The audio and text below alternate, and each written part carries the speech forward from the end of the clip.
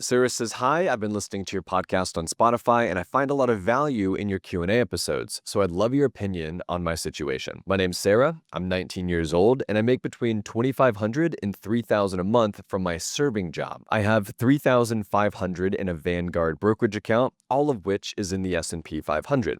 I'm also putting about $200 from every paycheck into this account. I have another $5,000 in my bank account that I want to take a little bit more risk with.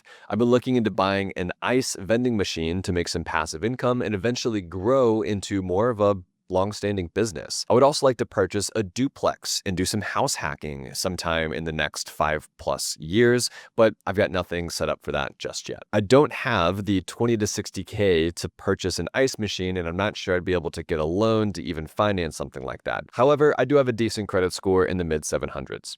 I don't have many expenses, but I do have an expensive hobby that I'm not willing to give up. I'm a skydiver and a biker, and skydiving takes up a good portion of my income. I spend at least $500 a month paying off my parachute. I've got about 7 more months of that, and another $200 to $300 per month depending on how often I jump out of airplanes. The parachute payments are interest-free, so there's no need to pay it off sooner.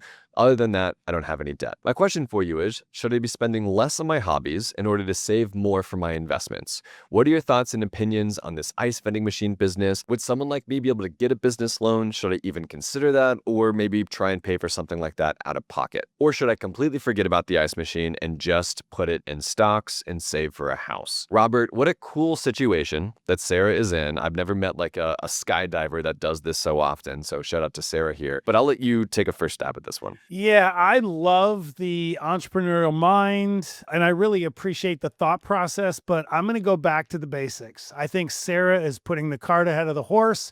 I think she needs to get that base built, keep putting that money away every single month. When it comes to should I cut back on these expensive hobbies, not just hobbies, expensive hobbies, the answer is yes. Because until you get the base built, if you're always in a situation where a lot of your money is going out the door for these hobbies, we want you to have a great quality of life, but we also want to make sure you're not a Walmart greeter at 75 years old. So I think she should dial it back a little bit, get that parachute paid off, get more money going into the brokerage account to get more money working while she sleeps, and then revisit. Or if she's not going to listen, or anyone else out there that has expensive hobbies like cars or motocross. I raced motocross early on in my career, very expensive hobby. Get a side hustle that pays for the hobby. So those are my thoughts. Those are the options. But we just always want to see all of you get the base built first before you start going in all these different directions. And then maybe the ice machine can come later and you might find a better, more profitable side hustle to make extra income without so much investment. Because remember, buying the ice machine is the easy part because you can go get a loan. You can find a lot of different ways to get the money, but finding the right place to put it and getting it all hooked up and it being profitable is the difficult spot unless you live in a very, very high tourism area and you already have a spot selected. So be careful out there with that one. My head goes a couple different places off the rip, right? So the first question I have for Sarah is, that's exciting that you're 19 making $2,500 to $3,000 a month with your serving job. How do you plan to make 6 figures by the time you're 29? Or 39, right? Like, what's your career path? Because I'm sure you don't want to just be serving tables and waiting on people as a lifelong career. So one, are you in college? Are you in a trade? Are you trying to feel like what's your next step?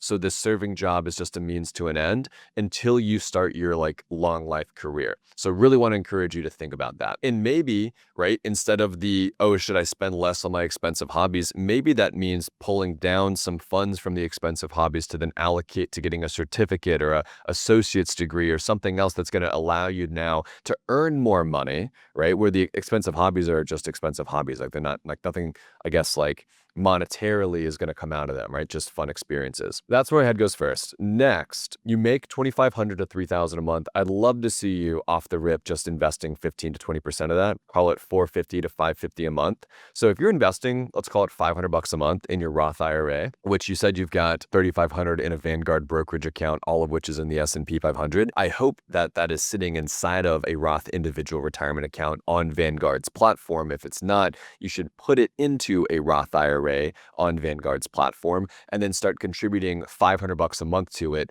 every single month until you've maxed it out at $7,000 a year. Do that all the time. Absolutely. So that's like your bare minimum step one is like serving job, max out Roth IRA. Now, if you still have money left over and you want to rock and roll and do more, expensive hobbies after you've invested 15 to 20% of your income, I'm cool with that. I think that's totally fine. You're young, enjoy your life. Just make sure that you are, one, being forward thinking. I know you're young, right? You're still in your teens, so you don't have to think so much about your career. You're too young to even understand, what you enjoy, even in my humble opinion. So I hear you on the serving job, but do not make the mistake of forgetting about how important investing can be at such a young age. We made this episode recently talking about how to 70x your money. Every dollar invested in your 20s turns into $70 in retirement, right? So every time you put $500 in this Roth IRA, it turns into $35,000 upon 65 years of age.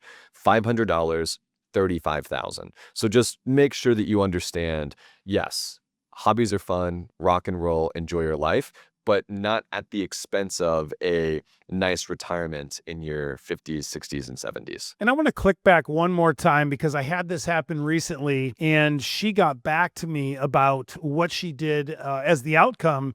And in this instance, it also applies. You could also take, instead of getting a side hustle or cutting back on the expensive hobbies, pick up one shift a week. And whatever you make on that shift, that is your extra investment money, because that's money that is found money without going and get a second job. I told this to a nurse. She was struggling and she said, hey, I work 4 or 5 days a week and I'm barely getting by and I'm only able to put a couple $100s away a month. I said, pick up one extra shift because it's a high paying shift and just pretend it doesn't exist. Invest all of it. She said it changed her life. She picked up Sundays. She gets paid time and a half or whatever it is. And it's just an incredible journey. So look within sometimes because you can find more money right in front of you.